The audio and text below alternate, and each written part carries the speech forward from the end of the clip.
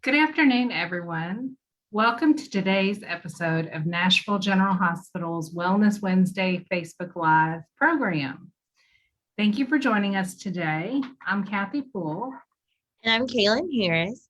Our goal of Wellness Wednesday is to introduce you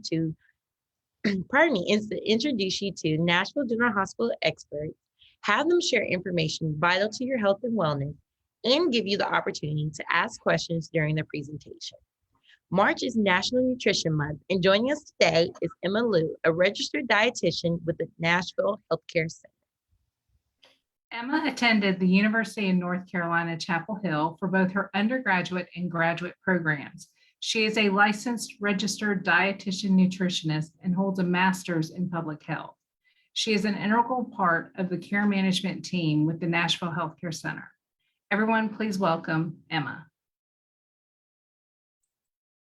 Hi, everyone. Thanks so much for that intro, Kathy. Like Kathy already said, my name is Emma, and I'm a registered dietitian here at Nashville General Hospital.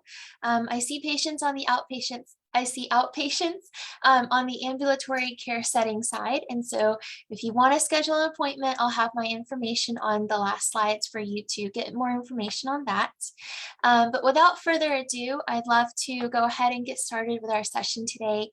We really want to focus on talking a little bit about beverages for National Nutrition Month. And so I'm going to go ahead and figure out how to share my screen again.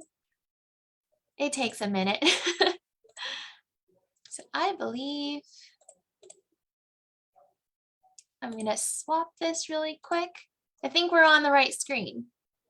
Looks perfect. Awesome. Perfect. Thank you. So today we're going to talk about rethinking our beverages and really kind of being mindful of what we're choosing to consume through our liquids. At the end of today, we'll kind of emphasize how beverages play a big role in our health. And also because it affects our health so much, we'll get to talk a little bit about strategies for making the best choices when it comes to beverage consumption. So one thing that I want to start out first by pointing out is that beverages do have calories, and a lot of beverages that have calories include any that are sweetened with sugar, such as our regular soda, sweet tea, lemonade, sports drinks, and fruit drinks and coffee drinks as well. Milk, juice, and alcohol also have calories, and we'll get into that a little bit further, more in detail in the upcoming slides. So, contrary to what we might think, a lot of our beverages pack quite a punch when it comes to sugar, and they do account for a big portion of the calories in our beverages. So on this slide, we can kind of see some of our common beverages, ones that we might choose a lot of, and that we are not really mindful of the amount of sugar in them. For example, how many of y'all have ever thought that a sports drink was a good choice, right? For pro athletes, they drink them, so they must be good for us. Let's go for that. And it's water, so why not? But actually a 20-ounce sports drink can pack 125 calories with 35 grams of sugar in it. And none of that is natural sugar. They are all added into it during the processing. A Monster drink can have 200 calories and 54 grams of sugar in it. So that is quite a lot as well. And as we continue to look at these separate drinks, naked juices, a bottle of that can have 60 grams of sugar, and that's often touted as a really healthy beverage. It's juice, how can it not be good for us? Our sodas is something that we typically do associate with sugar. But one thing I want to draw your attention to is how big of a difference size makes when it comes to our beverage choice. So comparing our 20-ounce bottle of soda with 77 grams of sugar to what oftentimes we might pick if we're at a gas station or at a fast food restaurant and we opt for that big cup, it can contain 128 grams of sugar, which is more than 5 times what the American Heart Association recommends that we limit our added sugar intake to. So just as a little quick fun fact here, our American Heart Association recommends we limit added sugar intake to 25 grams a day and no more than that. So all of these beverages on the slide here well exceed that limit, and that is per day. So we are going to get some added sugar in other food sources as well. Just something to kind of keep in mind as to how a drink can easily disrupt our goal with sugar consumption. Speaking of how much sugar are in these drinks and how many calories are in them, one way that we can really be mindful of our choices is really to play calorie and sugar detective by reading the nutrition facts label. All of our drinks and foods will have this label on the back of them as long as they are packaged. So for example, I chose two really common beverages. We have our orange juice and we also have Coca-Cola. So taking a look at our orange juice, we can see that per serving size, that's also really important to note. Each serving size is only 8 ounces. When you buy a bottle of, say, Minute Maid juice, that is actually 16 ounces. So technically it's 2 serving sizes in there. But per serving size, there are 23 grams of sugar. So you're almost at your limit right there.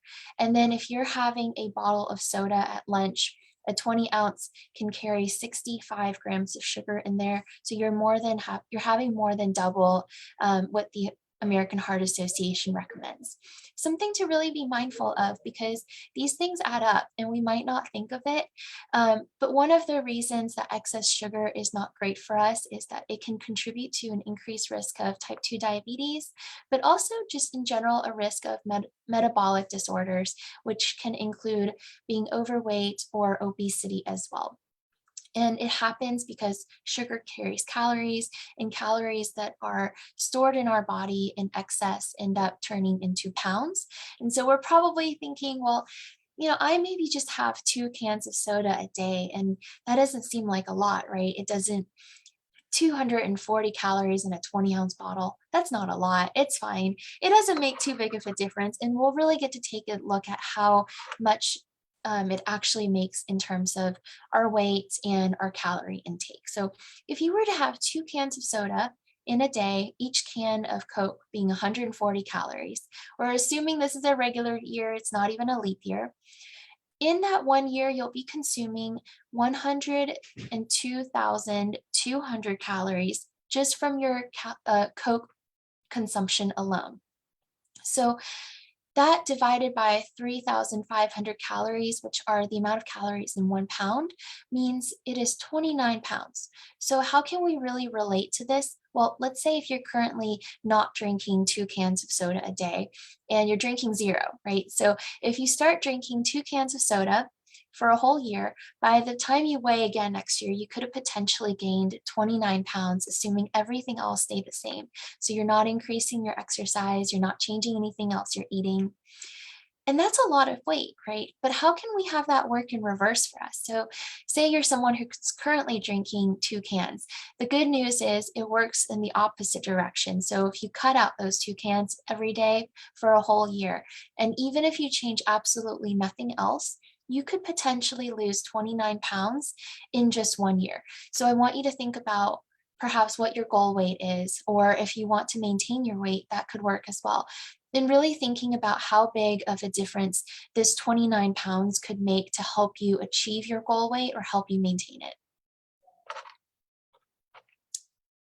And I promise that we're going to talk a little bit about alcohol as well. A lot of us who don't drink sodas, we might opt for alcohol as our weakness. And so let's talk a little bit about that. They are going to vary quite a bit. Vodka soda is going to be one of the lowest calorie drinks out there. That's because club soda is 0 calories, and so you're only getting the calories from the liquor. But if you're a fan of mixed drinks like your Cosmopolitan, your Pina Colada, or your Margarita, anything like that will run us pretty high. Or even Long Island iced teas, those are going to run us pretty high as well.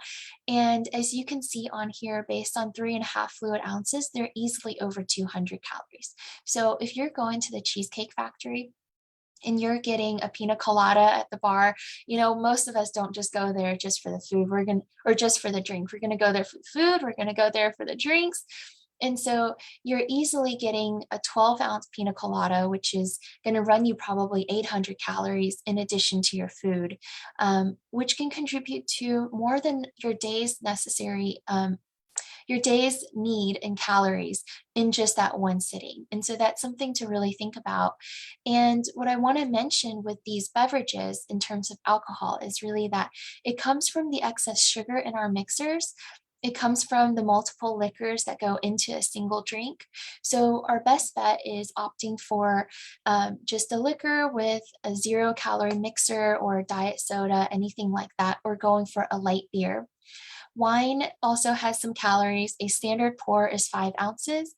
Most of us pour a little bit more heavy-handed than that. So kind of making sure we're on the right portion size is necessary when it comes to wine.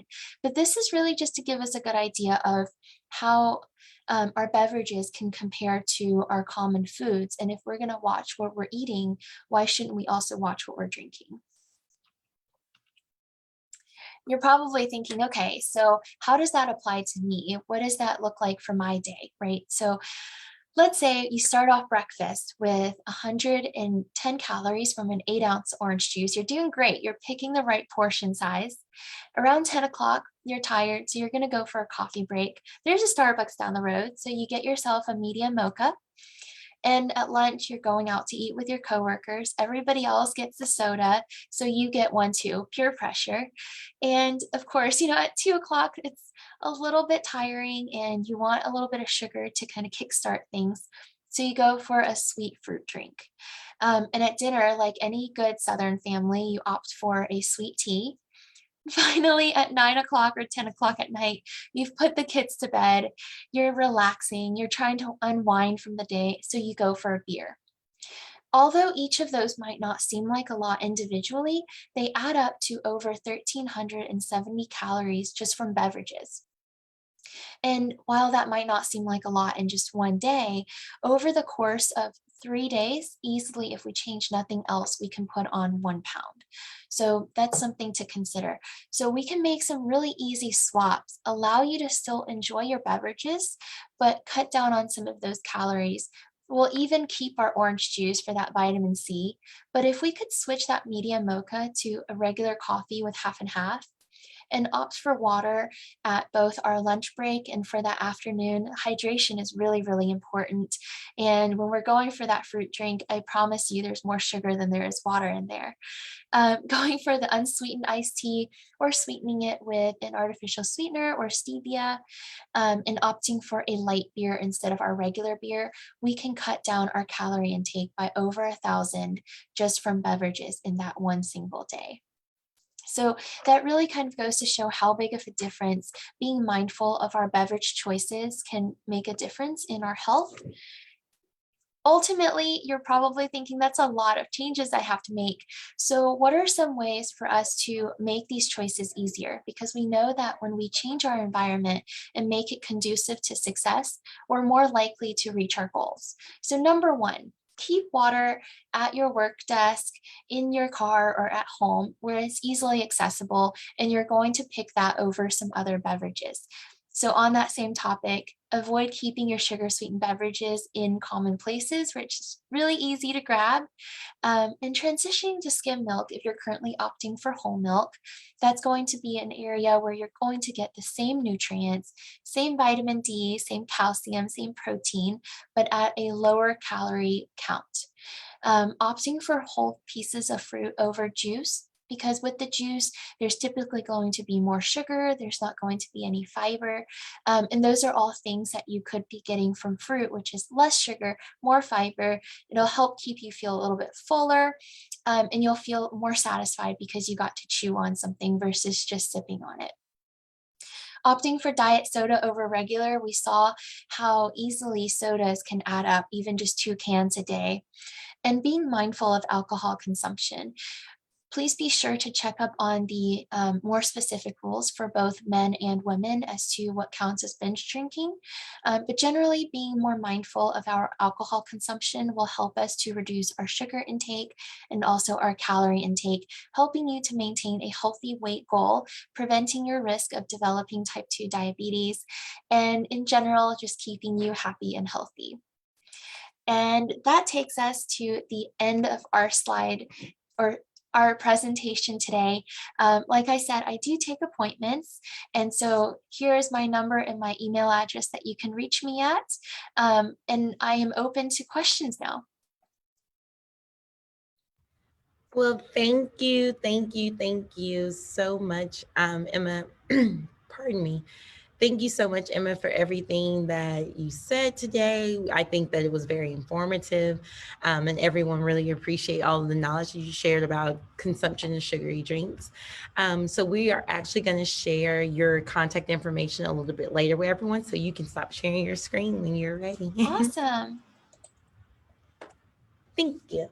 So for all of our viewers out there, just to remind you, if you have any questions for Emma while she is on this live program, please remember to ask in the Facebook chat right now. We have Emma for a few more minutes. So definitely while we have her, we want to make sure we get all those questions asked, because as we know, spring break is coming up. So this is the time for a lot of young children, as well as college students. This is a huge, heavy time for people to what we would call relax.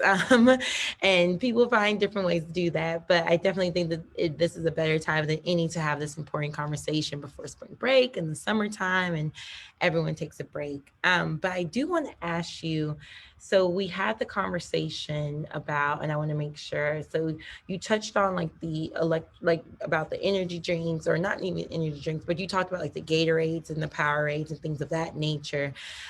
Is there any way, or can you touch on a little bit more? So, for the parents that may be listening whose students play sports and it's so easy just to grab a Powerade or, to grab something like that. Are there any other on the shelf, I guess, alternatives that you would say are, a great substitute, or anything that you would just say, well, pack your son or daughter a bottle of water and just add in the fruit, add in like the little pouches? Like, what would you recommend in that case?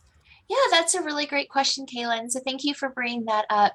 I would say in the case of athletes or students who are athletes, that's going to be slightly different. I would say in that case, choose it in moderation. Sometimes even when we're not working out, we're going for the sports drinks, and that's a situation in which it's not necessary. On the other hand, we do have great options now, like smart waters, which are also infused with electrolytes as well. So there's other ways for us to get in our electrolytes. Coconut water, which can help with replenishing those that are lost. Sports drinks are not the only source for us to get them, but also consuming them in moderation for teen athletes. That is okay as long as we're watching our sugar intake from other sources.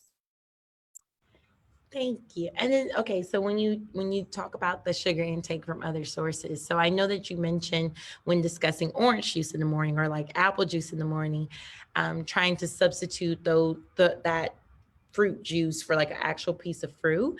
But is it, I'm gonna play devil's advocate for everyone watching, how it's always been said, fruits have natural sugars, but is there a difference between the fruit that I may get, or the sugar intake that I may get from eating 2 pieces of fruit instead of drinking my orange juice? That's a really great question too. So here's the difference. I think it actually does take 2 pieces of orange to make a glass of orange juice. And so likely when you eat your 2 pieces of oranges or 2 whole oranges, you're going to also get a lot of fiber. You're going to feel a lot more full. And so it's taking the place of not just the juice, but also a little bit of your food as well. And so when we're drinking straight juice, it's liquid, the sugar goes into our stomach, it gets absorbed more quickly, and it can actually cause a spike in our blood sugar versus when we're consuming it from the whole fruit itself with the fiber, which can slow down the digestion, slow down the absorption, and keep our blood sugar levels more stable. Thank you, Emma. Thank you. And we actually do have a question in the Facebook chat. The question is, what about water flavoring like Crystal Light? Are they bad for you too? So when it comes to Crystal Light, I believe all of them are 0 calorie, zero sweet, zero sugar flavorings. They do use artificial sweeteners in it. So I would use that in the same context as artificial sweeteners. It's not for us to use to replace everything or necessarily use in excess, but that is going to be better for us than sugar sweetened beverages and actual sugar in our drinks as well, because it is going to help us control our calorie intake and also our sugar intake too. Thank you for answering that question. Okay, I have one more, Emma. One more, I promise. I was going to say, I'm ready to jump in. But. Look, I just have one more. Okay, so what is the difference, or not difference, but or where should our viewers land when it comes to bottled water versus tap water? So like you hear about like all these different filtration systems that people can, connect to their tap, but you hear, some people buy out all of the bottled water when you go into the store. So like which one, is there a healthier of the two, and which one would you say is the healthiest? So I can't answer that question exactly. I'm from North Carolina. Tap water tasted a lot better when I was over there. I'm sorry. So I would say generally using a filter is fine. It's not necessary for us to purchase bottled water, but making sure that we do have a good filter rather than just drinking it straight out of the tap. That's going to be a bit more preferable. Thank you. Of course, if there's any environmental specialist who wants to chime in and help us understand the differences between tap water and bottled water here in this region, that's something I will lend to someone else to answer. I will say my college student has gotten me to switch only because, not necessarily to tap water, but to the filtered water out of, bottles, and not buy so many plastic bottled water to have in the garage. He's like, "You're ruining the environment, Mom." And he's just like, "You're taking up too much plastic." So now I bring 3 bottles of water that I can reuse every day. So my big question has been to the facility teams here at the hospital is, hey, can we swap out those water fountains for water bottle refillers instead? Yeah. So that's kind of just one small way to get rid of some of the plastic. Yeah. But one of the things you had mentioned about the artificial sweeteners, is it better to use the ones that are natural versus unnatural? Like you hear is it guava or stevia? There's all these Stevia different or things out Truvia. there. Yes. Versus aspartame or. So stevia's, I would say, been used for many, many more years in other parts of the world, other cultures, compared to our artificial sweeteners. However, the FDA does say that, artificial sweeteners in the amounts that we're using are deemed safe. And so I wouldn't necessarily say that there's one or the other that is dangerous. I would say natural sweeteners might taste slightly better than perhaps our equal or like Sweet and Low or Splenda, but really it's to each their own. There were some studies back in the 1970s or 1980s that said one of the artificial sweeteners caused cancer, and that's been mainly disproven. So I wouldn't worry too much about that. And then there's also a big push not to use the white refined sugar, but to use coconut sugar or other various brands. But sugar is sugar, right? Sugar is sugar is sugar. And I tell that to all of my patients too. Like, just because you're using honey doesn't mean you're not raising your blood sugar levels. And so that's something to really kind of understand, is just because it's not a refined white sugar, if it says sugar in the raw, it's still sugar. If it just has more molasses in it. If it's honey or agave or maple syrup, that's still sugar. And so whatever we're using, making sure that we're using it in moderation and being mindful of it. Perfect. Thank you. Okay, I am still monitoring. Let's see. Well, we don't have any more questions in the chat, but first and foremost, I would like to thank you, Emma, for coming out today or being here virtually with us for this Wellness Wednesday. This is your second time being on, so we really appreciate all the knowledge you continue to share with us and all the information that you pass on to our viewers. It has been amazing learning more from you. And if you anyone in the virtual escape that is currently watching this program or will watch it later, if you would like to view this program or even Emma's past program back this past December, you can go to the Nashville General Hospital YouTube account to see all of our Wellness Wednesday programs. But if you would even like to schedule an appointment with Miss Emma and talk to her further, you can schedule an appointment with a primary care provider by contacting 615-341-4968, or you can just visit our website at nashvillegeneral.org.